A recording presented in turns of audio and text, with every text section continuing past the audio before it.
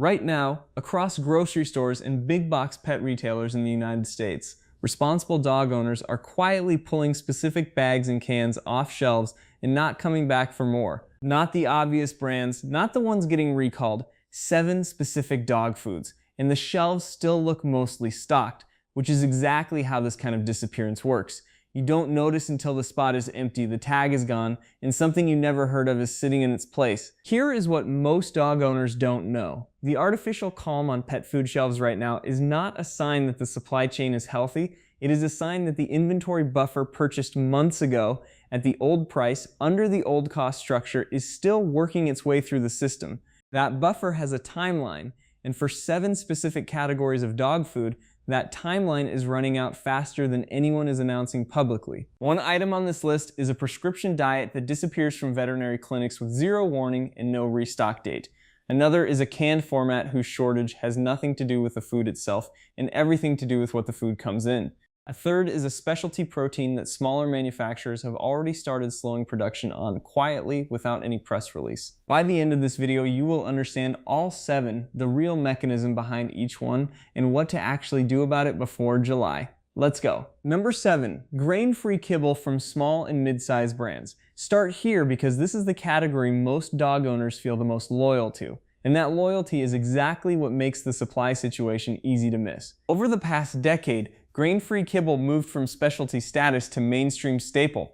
Brands like Taste of the Wild, Merrick, Nulo, and Acana built enormous customer bases around it. Dog owners switched their animals, sometimes after years of digestive issues, and found formulas that finally worked. That kind of loyalty does not transfer easily to a substitute, which matters because the supply chain supporting those brands is under serious structural stress right now. Here is the mechanism most people have never heard explained. The exotic protein sources that define grain-free kibble, bison, venison, duck, wild boar, salmon, are sourced from a much narrower network of suppliers than standard chicken and beef formulas. There is no massive domestic infrastructure behind bison meal the way there is behind chicken meal. When any disruption hits that narrow supplier network, the cascading effect on the finished product is immediate, and there is no backup pipeline to draw from. The 2025 tariff wave hit this category disproportionately hard. Smaller manufacturers who source from Canadian farms, and many do because Canadian grass-fed and free-range protein sources are central to the premium grain-free market,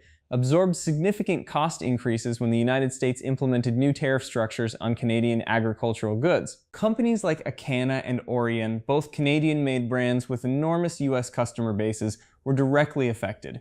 Jeremy Peterson, the founder of Identity Pet, told Industry Press at the Global Pet Expo in March 2025 that his company's costs were rising from Canadian material sourcing and that obtaining enough capital was becoming a significant operational concern. When small manufacturers absorb cost increases they cannot pass on immediately, the first response is not raising prices. It is slowing production runs, shorter batches, longer gaps between restocks.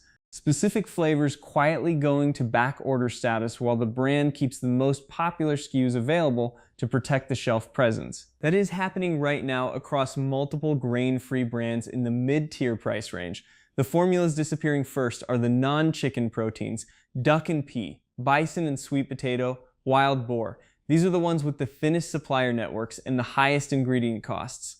If your dog is on one of those formulas, a 60-day buffer is not overcaution. It is the minimum amount of time you need to identify a substitute, transition gradually, and avoid the digestive disruption that comes with a forced rapid switch. Number 6, standard canned dog food in large multipacks. The format matters here, and understanding why requires a brief detour into how dog food actually gets packaged. The United States pet food industry uses approximately 7 million metal food cans every year.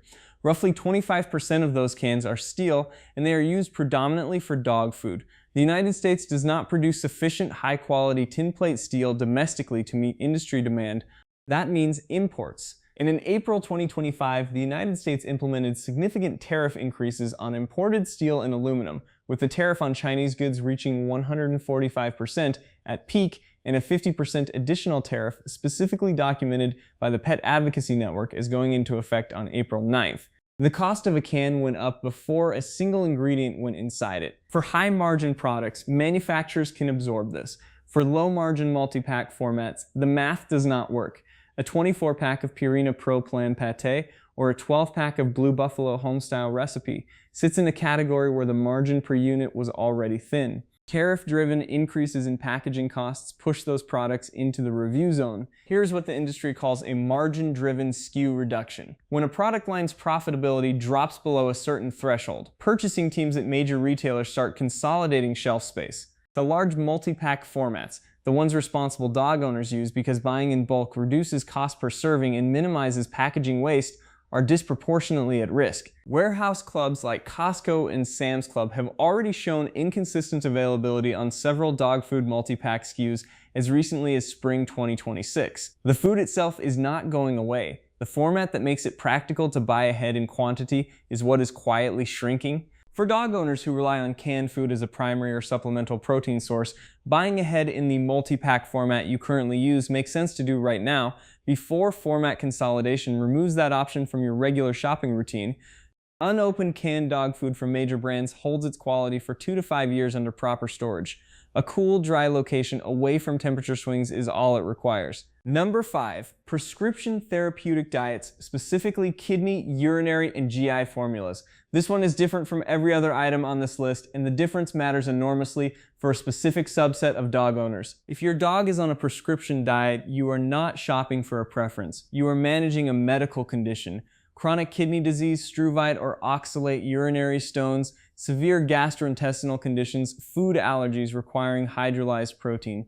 These dogs cannot simply switch formulas. The dietary management is part of the treatment plan, and a forced rapid switch during a shortage creates genuine health risk. Veterinary clinics across the United States have formally notified clients of this problem in documented and published communications. Muller Veterinary Hospital in California sent a formal client alert stating that due to supply shortages, they had been unable to consistently obtain prescription diets through Royal Canin and explicitly stated they did not know when availability would change. Veterinary Information Network reporting documented Dr. Dwayne Moore in Palisade, Colorado, describing ordering 10 products from Royal Canin and receiving 6 eventually, with no reliable timeline on the remainder. His words were direct. We never know what we're going to get or when we're going to get it. This is not a historical footnote. The supply fragility that caused those shortages, documented across the Royal Canin and Hill's prescription diet lines, is built into the structure of how these products are manufactured. Therapeutic diets are produced in small batch runs using specialty ingredients that cannot be substituted without reformulation. They require veterinary oversight to change. When any upstream input is disrupted, whether it is a specific amino acid compound, a phosphorus-controlled protein source, or the can itself, the entire SKU disappears simultaneously from every retail and veterinary channel with no consumer-facing warning. One day it is there. The next day there is no estimated restock date. If your dog is currently on a kidney diet, a GI-sensitive formula, or a hydrolyzed protein therapeutic diet from Royal Canin, Hills, or Purina Pro Plan Veterinary, contact your veterinarian today about maintaining a 60-day supply. That buffer is not stockpiling.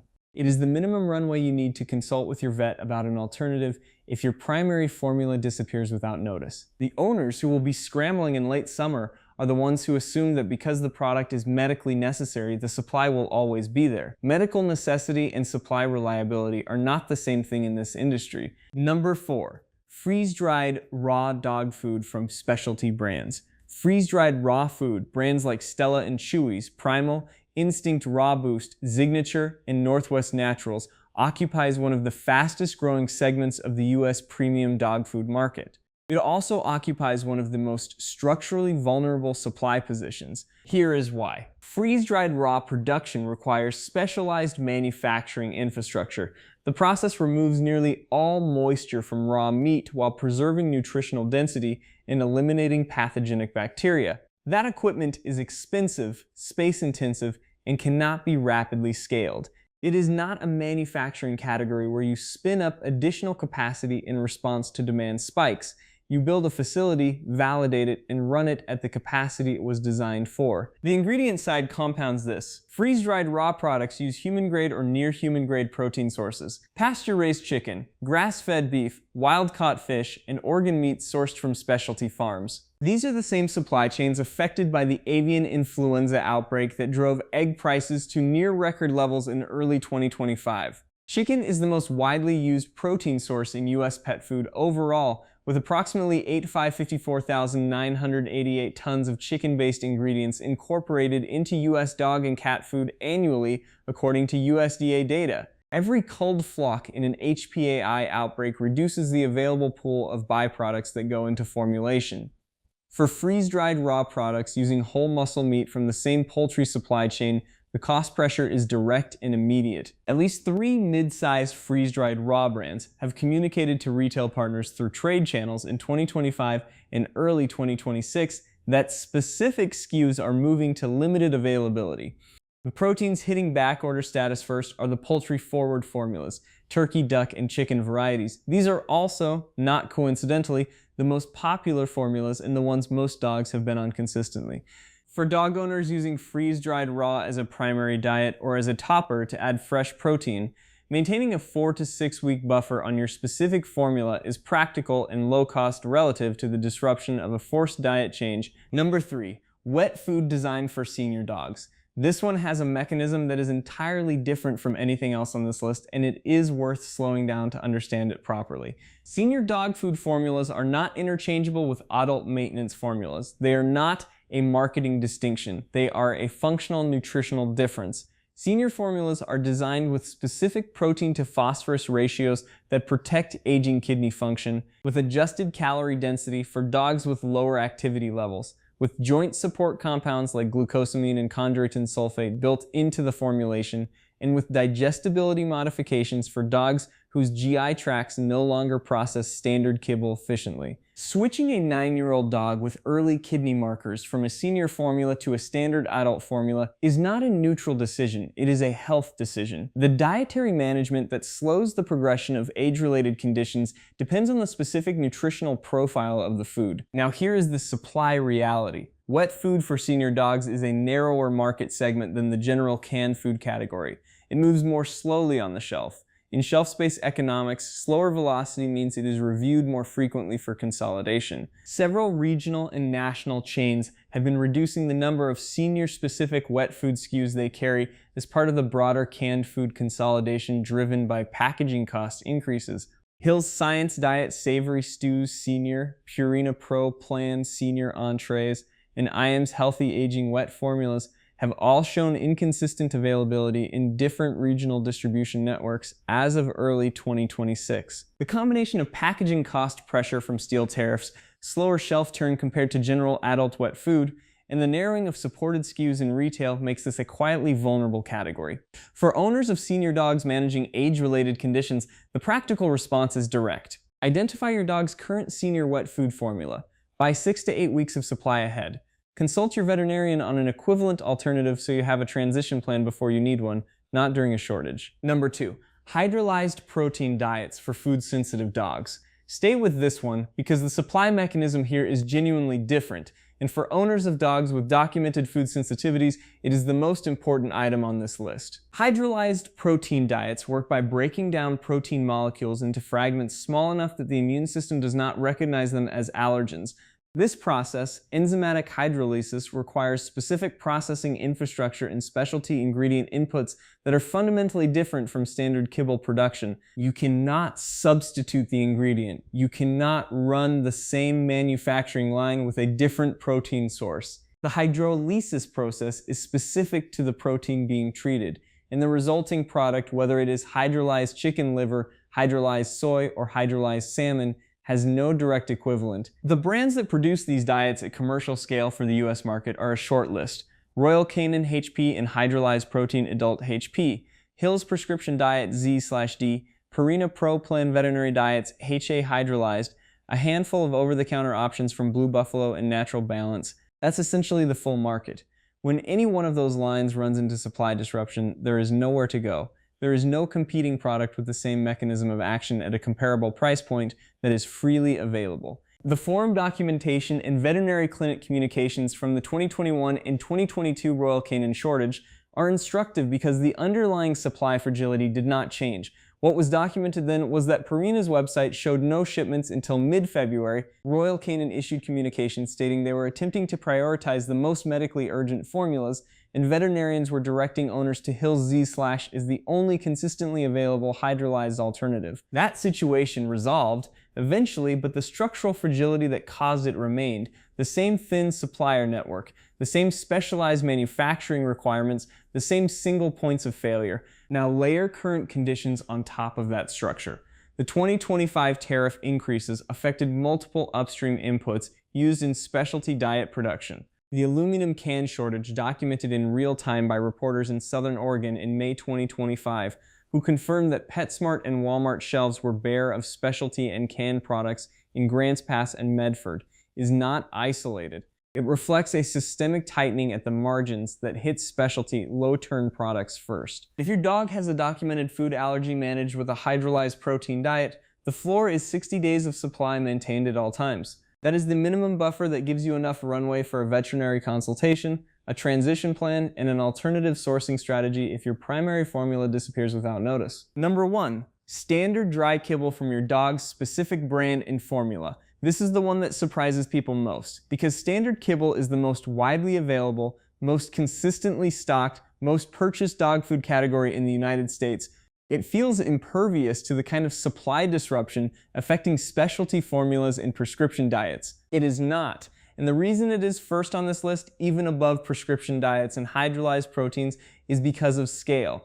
The number of households affected by a disruption to the standard dry kibble market dwarfs every other category combined. Here is the mechanism that most people have never had explained to them. Major retailers and distributors stockpiled 3 to 6 months of pet food inventory in advance of the April 2025 tariff implementation, according to industry analysis from WebGility citing Global Times sourcing. Industry sources explicitly noted this created what they called an artificial calm in the market. The food on store shelves right now, in May 2026, was largely purchased at pre-tariff prices through pre-tariff supply chains before the full cost structure changed. The next replenishment cycle, the inventory that will arrive on shelves in the coming weeks and months, is being purchased now under current conditions. Those conditions include a 50% tariff on Chinese goods that went into effect in April 2025.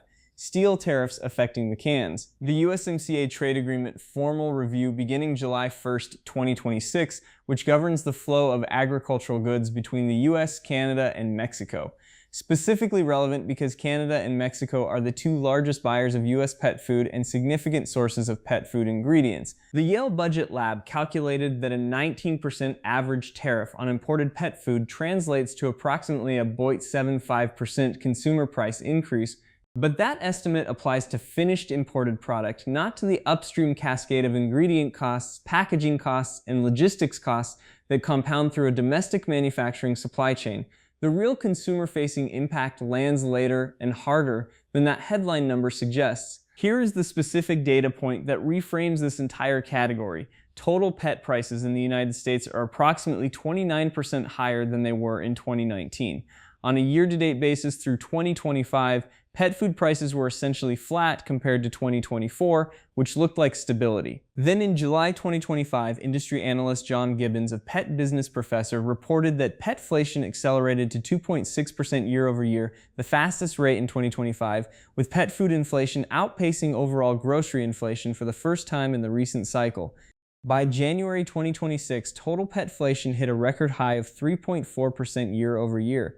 Purina announced price increases effective February 2026. That is not the story of a stable market. That is the story of a market that appeared stable because of a buffer, and is now beginning to feel the structural cost changes that were set in motion more than a year ago. Now add the behavioral dimension. The American Pet Products Association's 2025 data indicated that 26% of dog owners and 38% of cat owners had already traded down to basic or generic food in 2024 in response to price pressure. When price increases hit the mainstream kibble market in a more sustained way, that behavior accelerates. Demand compresses into lower price tiers.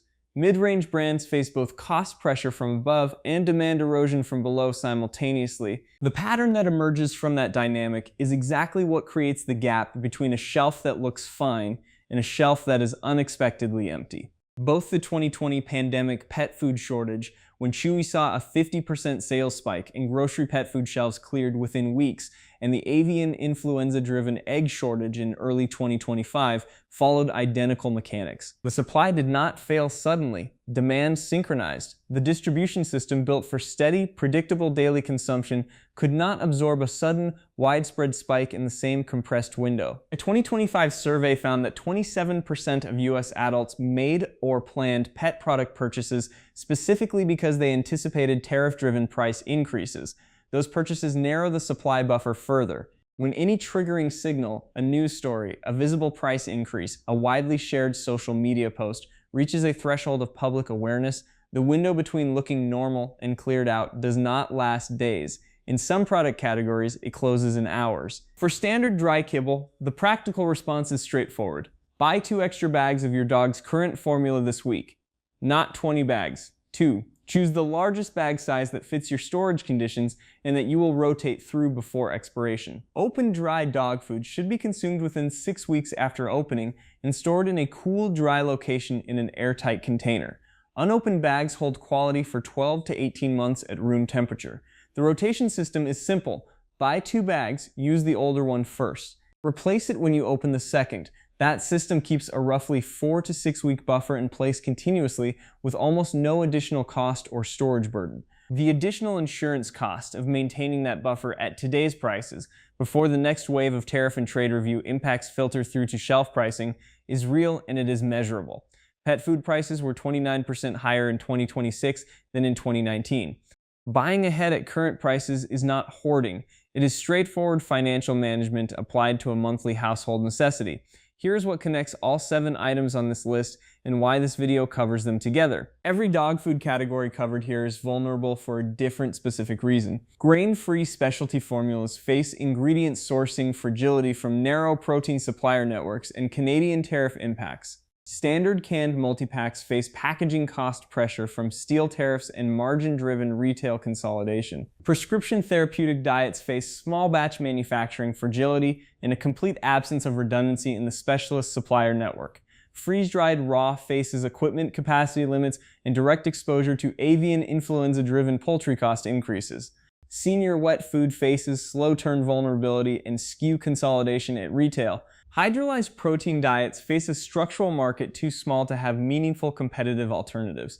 And standard dry kibble faces the largest scale risk of all, the convergence of cost structure changes, a supply buffer that is depleting, and synchronized consumer demand behavior that can clear mainstream shelves faster than distribution can respond. None of these are catastrophic predictions. They are documented patterns with identified mechanisms that are already in motion. The ASPCA found that 35% of dog and cat owners had no emergency plan for their pets. A separate finding from the same research period showed 42% said they would not evacuate without their pets. Those two numbers belong together because the overlap between them is the group that says their pet matters most and has made the fewest preparations to protect them. The practical case here is not about fear. It is about timing. Right now, in May 2026, grain-free specialty formulas are still available. Prescription therapeutic diets, while unpredictably available at the veterinary level, are still findable. Freeze-dried raw SKUs have not yet consolidated to the point of mainstream shortage. Senior wet food is still stocked at most major retailers. Hydrolyzed protein diets are still on the shelf. Standard kibble from Purina, Hills, Blue Buffalo, Royal Canin, and every other major US brand is widely available. The cost of acting on this information today is low. 2 extra bags of kibble, a case of your dog's canned food, a 60-day prescription diet buffer coordinated with your veterinarian. The cost of acting after a triggering event compresses demand is a 3-hour line at PetSmart and an empty shelf where your brand used to be. The people who will be in the best position this summer are not the ones who react when the shelves show visible gaps. They are the ones who moved when things still looked fine, when the gaps were small, when acting was easy, when the window was open. That window is right now. One last thing.